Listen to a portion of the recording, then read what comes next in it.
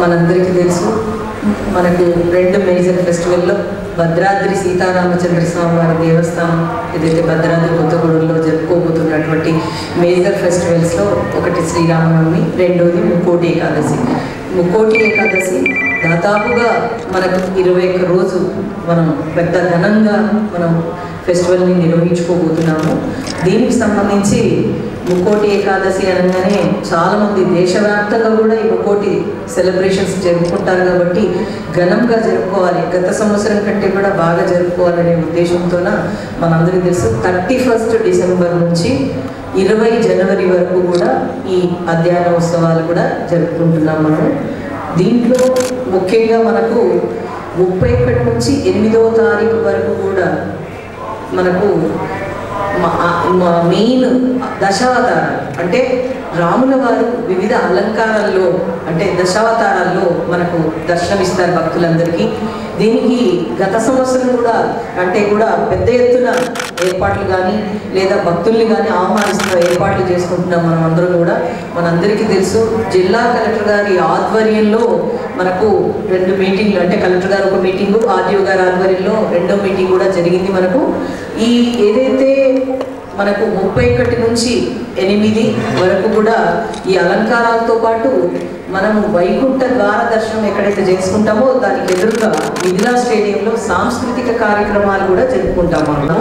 అయితే భద్రాచలానికి సంబంధించి వైకుంఠ ఏకాదశి అనగానే తెప్పోత్సవము తర్వాత వైకుంఠ ద్వార దర్శనం చాలా ముఖ్యమైనటువంటి రోజులు. తెప్పోత్సవం వచ్చేసి జనవరి 9వ తారీఖు జరుగుతుంది. దీనికి సంబంధించి గోదావరి నదీ తీరాన మనకు తెప్ప తిరగడము, వాటికి సంబంధించినటువంటి అన్ని ఏర్పాట్లను కలెక్టర్ గారి ఆధ్వర్యంలో మనం అన్ని ఏర్పాట్లను కూడా చేసుకోవడం జరిగింది. నిన్న కూడా సార్ ఇన్స్పెక్షన్ చేయడం జరిగింది. ప్రతి సంవత్సరం మాదిరిగానే కాకుండా ఇక్కడ వచ్చేటువంటి భక్తులకు వైకుంఠ ద్వార దర్శనంతో పాటు ముక్కోటి ఫెస్టివల్ మనం అక్కడ జరుపుకునేటప్పుడు అందరూ ఎందుకు ఆహ్వానితులవుతారంటే అక్కడ ఎక్కువ మంది క్రాకర్స్ కూడా మనం పెద్ద ఎత్తున మనం క్రాకర్స్ చేస్తుంటాము, ఆకర్షించబడుతుంటారు భక్తులందరూ కూడా. టెంపుల్కి ఎంతమంది వస్తారో అంతమంది అక్కడికి వచ్చే అవకాశం ఉంది.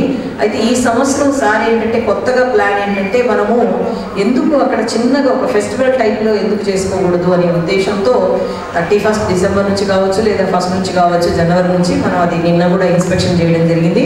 అక్కడ చిన్నగా మన ఇక్కడ మనం ఏదైతే ఉన్నామో ఇక్కడ ఏరియాలో భద్రాద్రి కొత్తగూడెంలో చాలా మందికి తెలుసు ట్రైబల్ మ్యూజియం ఉంది, ట్రైబల్ కళాకారులు ఉన్నారు. వీళ్ళందరికీ సంబంధించినటువంటి నృత్యాలను వాటిని ఏర్పాటు చేయాలి. మనం ఎలాగో ఇక్కడ వైకుంఠ ద్వార దర్శనం దగ్గర చేస్తున్నాం కానీ అక్కడ కూడా ఒక ఫెస్టివల్ లాగా చేయాలనే ఉద్దేశంతో అలాగే వారికి సంబంధించిన ఉత్పత్తులు అంటే ఏవేవి తయారవుతాయి ఇక్కడికి వచ్చే భక్తుల్ని ఆకర్షించడానికి ఆ నదీ తీరంలో కూడా స్టాల్స్ని కూడా ఏర్పాటు చేయాలని చెప్పేసి నిర్ణయం తీసుకోవడం జరిగింది. ఇది ఐటీడీఏ వారికి అప్పగించడం జరిగింది. నిన్న చాలామంది ఇక్కడ ఉన్నారు మనలో.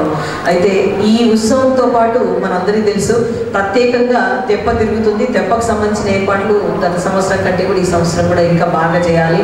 ఎక్కువ మంది భక్తులు వచ్చే అవకాశం ఉంది, విఐపీలు వచ్చే అవకాశం ఉంది, రకరకాల వాళ్ళు వస్తుంటారు కాబట్టి ఆ ఏర్పాట్లన్నీ కూడా రివ్యూ కూడా చేయడం జరిగింది. రెండవది ఇన్స్పెక్షన్ కూడా చేయడం జరిగింది. సూచనలు కూడా అన్ని డిపార్ట్మెంట్స్కి ఇచ్చారు. ఇది 9th రోజుకి సంబంధించినటువంటి తెప్పోత్సవం. మనందరికీ తెలుసు దేవాలయం నుంచి 4 గంటలకు బయలుదేరి 5 గంటల వరకు రీచ్ అయ్యి 5 నుంచి 6 వరకు తెప్పోత్సవం మనం 5 రౌండ్లు తిరగడం జరుగుతుంది. అదే సమయంలో బాణాసంచ మీకు తెలుసు క్రాకర్స్ అన్నీ కూడా పెద్ద ఎత్తున దాన్ని చూడడానికి వస్తారు. వివిధ రంగుల్లో అక్కడ కనిపిస్తూ మనకు కాల్చడం ఇవన్నీ జరుగుతుంది, బాణాసంచ పేల్చడం అవన్నీ. ఇది అయిపోయిన తర్వాత నెక్స్ట్ స్వామివారి వెళ్ళినా కూడా ఆ రోజుకి కూడా అక్కడ కూడా సాంస్కృతిక కార్యక్రమాలు జరపాలని చెప్పేసి మనకు తెలియజేయడం జరిగింది. ఇవన్నీ కూడా ఏర్పాట్లన్నీ కూడా అన్ని డిపార్ట్మెంట్స్ కలిసి చేస్తున్నాయి. అలాగే వైకుంఠ ద్వార దర్శనం మనందరికీ తెలుసు. వైకుంఠ ద్వార దర్శనము రాత్రి 12 నుంచి 9వ తారీఖు రాత్రి 12 నుంచి మొట్టమొదటి అభిషేకం రామదాస్ గారు రెవెన్యూ డిపార్ట్మెంట్ కాబట్టి వారి తహసీల్దార్ గారి ద్వారా మొట్టమొదటి అభిషేకాన్ని మనం అక్కడ జరుపుకుంటాము. జరుపుకొని తెల్లవారుజామున వరకు కూడా భక్తులు నిరంతరంగా దర్శనం చేస్తుంటారు. దానికి సంబంధించి అన్ని డిపార్ట్మెంట్స్ వారిని ఏదైతే వైకుంఠ ద్వారం దగ్గర డ్యూటీస్ వేశారో అలాగే ఎండోమెంట్స్ డిపార్ట్మెంట్ ద్వారా కూడా మాకు హెడ్ ఆఫీస్ నుంచి కానీ బయట నుంచి కానీ ఇక్కడ నుంచి కానీ వారందరూ కూడా వచ్చి టెంపుల్ డ్యూటీస్ కూడా అందరూ వస్తున్నారు. పోలీస్ డిపార్ట్మెంట్తో సహా అన్ని డిపార్ట్మెంట్స్ కోఆర్డినేట్ అవుతున్నాయి. చక్కటి దర్శనం చేసుకొని పీస్ఫుల్గా వెళ్ళాలనే ఉద్దేశంతో ఉదయం మనకు తెలుసు అది కూడా వైకుంఠ ద్వార దర్శనం 5 నుండి 6 గంటల వరకు 1 గంట సేపు జరుగుతుంది.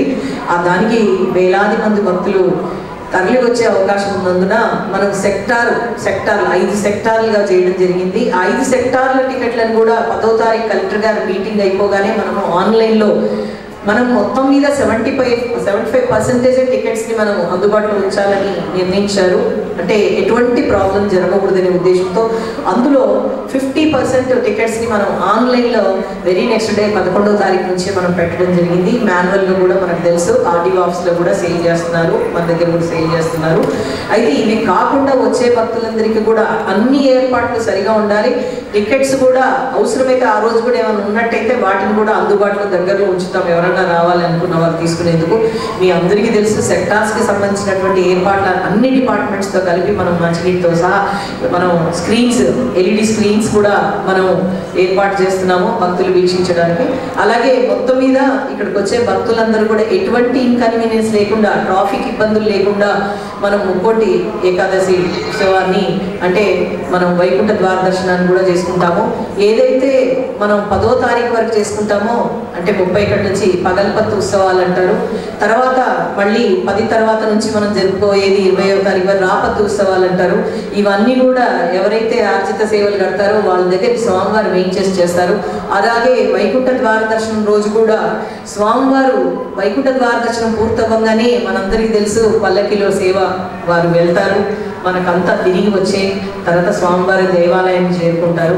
ఈ సందర్భంలో ఎటువంటి అవాంఛనీయ సంఘటనలు జరగకుండా పోలీస్ డిపార్ట్మెంట్ వారికి, మిగతా డిపార్ట్మెంట్స్ వారికి రాజవీధి అవన్నీ కూడా క్లియర్గా ఉండేందుకు కూడా ఇన్స్ట్రక్షన్స్ ఇవ్వడం జరిగింది. అలాగే ఇక్కడికి వచ్చే భక్తులు పెద్ద ఎత్తున రావాలి, మనం ఇంకా చాలా బాగా జరుపుకోవాలనే ఉద్దేశంతో చాలా నిబంధనలు పెట్టడం జరిగింది. చక్కగా వచ్చే వాళ్ళందరికీ కూడా మంచి దర్శనం కలగాలనే ఉద్దేశంతో మనం చేస్తున్నాము. ఇక్కడికి వచ్చే ప్రతి ఒక్క భక్తుడు కూడా సీతారామచంద్ర స్వామి వారిని దర్శించుకొని చక్కటి ఆశీర్వచనాలు పొంది తిరిగి వారి వారి ఇళ్లకు చేరుకోవాలని మనం కోరుకుంటున్నాము. దీనికి సంబంధించిన ఏర్పాట్లపైన తర్వాత మీకు అందరికీ తెలుసు 5 సెక్టార్లో మీడియా ఇది కూడా ఉంటుంది, సెక్టార్ కూడా ఉంటుంది. దానికి సంబంధించి ఏవో చిన్న ప్రాబ్లమ్స్ కూడా చెప్పారు. అవి కూడా నేను కలెక్టర్ గారి దృష్టిలోకి తీసుకెళ్తున్నాను. అంటే మిగతా వాళ్ళు ఎవరు మీ దాంట్లోకి రాకుండా లేదంటే ఇబ్బందులు లేకుండా ఉండాలనే ఉద్దేశంతో. అలాగే మనము ఇప్పుడు వచ్చే ఏర్పాట్లలో కాకుండా కూడా నిరంతరం రాముల వారికి మనకు కొన్ని భక్తులకు కావాల్సినటువంటి ఫెసిలిటీస్ కూడా అందజేస్తున్నాం. ప్రసాదం కూడా మనం వచ్చే భక్తులు ముఖ్యంగా మహాప్రసాదం అంటే అన్నప్రసాదాన్ని ఆశిస్తారు కాబట్టి మనకున్న చిన్న లిమిటెడ్ ప్లేస్లో కూడా ఎంతమంది వచ్చినా కూడా వారికి ఇవ్వడానికి మేము ఏర్పాట్లు చేసుకుంటున్నాము. అలాగే లడ్డూ ప్రసాదాన్ని కూడా దాదాపుగా 2 లక్షల లడ్డూని మనం వారికి అందుబాటులో ఉంచబోతున్నాము. ఈ విధంగా ఏమేమి ఏర్పాట్లు కావాలో దేవాలయం తరఫు నుంచి అవన్నీ కూడా మేము ప్రిపరేషను, తర్వాత డ్యూటీస్ వేయడము, పాసెస్ కానీ అవన్నీ కానీ తయారు చేసి మీ అందరికీ తెలుసు VIP, VVIP అవన్నీ కూడా కలెక్టర్ గారు చూస్తారు. వారికి మనం పంపించడం జరుగుతుంది. అలాగే VIP ఇవన్నీ కూడా మీకు తెలుసు 2000 నుంచి మొదలుపెట్టి 250 దాకా టికెట్స్ మనకు ఏవైతే అందుబాటులో ఉన్నాయో అన్నీ కూడా భక్తులకు ఇంటి దగ్గర నుంచే బుక్ చేసుకోవడానికి కోసమని మనం ఉంచడం జరిగింది. గత సంవత్సరంలో ఏ విధంగా జరుపుకున్నామో అదే విధంగా ఎవరైనా వచ్చిన వాళ్ళకి కూడా ఇబ్బందులు కలగకుండా మనం అన్ని ఏర్పాట్లను అంటే ఈవెన్ RTC కానీ, ఇరిగేషన్ కానీ, తెప్ప దగ్గర కానీ, ఎక్కడైనా అంటే ఫిషరీస్ డిపార్ట్మెంట్ కానీ ఈ ఎవరైతే ఉన్నారో గజయితగాన్ని కానీ వాళ్ళని కానీ పెట్టడము, ఇంకా భక్తులకి ఇంకా ఏం ఫెసిలిటీస్ ఇస్తామనే ఆలోచనతో ముందుకు పోతూ ఈ సంవత్సరం కూడా మనం ఏర్పాట్లు చేసుకుంటున్నాము. దాదాపుగా 1,20,00,000 వరకు మనం అంచనా వేసుకున్నాము. అందులో మనం 60% పనుల్ని కూడా మనం పూర్తి చేసుకున్నాము. ఏవైతే మీకు తెలుసు ఇప్పుడు ఏం చేసుకోవాలి, లాస్ట్ 3 days ఏం చేసుకోవాలని కూడా వర్క్స్ ఉంటాయి. ఆ వర్క్స్ అన్నింటినీ కూడా మనం రాబోయే రోజుల్లో కూడా పూర్తి చేసుకొని ఇన్ టైంలో January 5th ఆల్మోస్ట్ లాస్ట్లో 2 రోజుల ముందు చేసేవి కూడా ఉంటాయి, మనందరికీ తెలుసు. అవి కూడా పూర్తి చేసుకుంటాము. ఈ పూల అలంకరణ కానీ అన్నింటిలో కూడా ప్రత్యేకత చూపించాలనే ఉద్దేశంతో మనం చేస్తున్నాము. జై శ్రీరామ్ అండి.